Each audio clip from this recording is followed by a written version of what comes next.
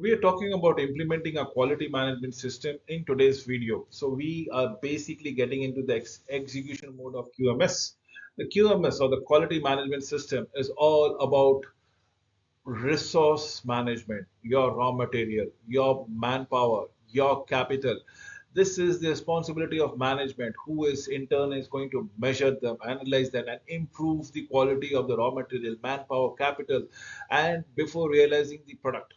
So this goes on, and if there is a quality issue that is be strictly followed through, I'm sure the product is going to be fine and by Six Sigma standard. A strategic choice, effective application of ISO 9000 quality management principle is nothing but is equal to financial and economic benefits for the organization. Financial benefit results uh, from cost-effective management practice within the organization. Economic benefit results from improvement in overall worth of health of the organization thereby.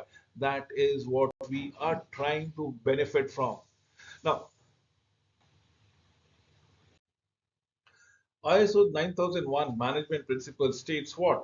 It is all about being customer focused. It is talking about leadership, people involvement, process approach, system approach, continual improvement, and seven factual approaches to decision. What are we looking at it? Because of the customer focused leadership, people involved, process approach, system approach, continual improvement, and factual approach to decision making, we are talking about mutual supplier relationship, mutual benefit for the producer and supplier. So derived benefits, let us understand that. Improve profitability, improve bottom line revenues, improve budgetary performances, reduce cost, improved cash flow, increase return on investments, im- increase competition, improve customer retention, loyalty, improve effectiveness, and everywhere you see it, the check boxes have been filled in. All the positives have been there because of quality management system, heightened employee accountability, improved intellectual capital, optimized effectiveness and efficient process, improved supply chain performances, reduced time to the market, enhance organizational performance and credibility, and sustainability thereof.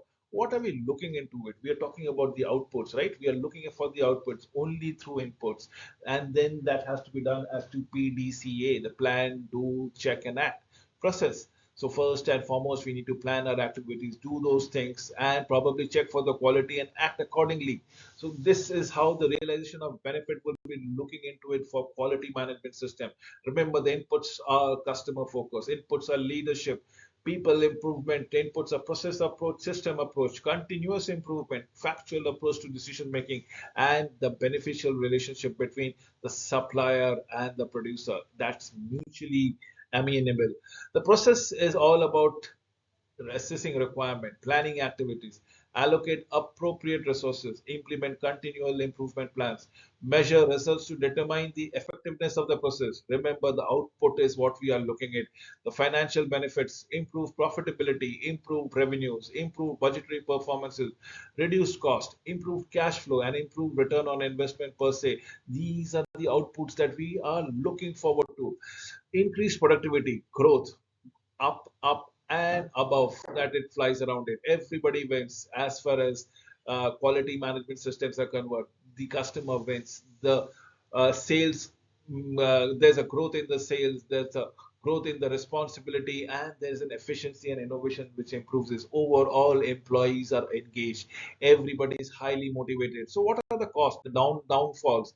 The cost is determined by the preparedness, size of the organization, and complexity. The downgrades are if it is too big an organization, becomes very difficult to monitor the quality. How if the employees are too novices, are not that literate enough, not that knowledgeable about, we need to create the state of preparedness, invest time, money, and effort to train them. State of preparedness and the complexity of the process, the basic process of ensuring a good quality product is to be very complex altogether. This is what the costs are all about to be determined.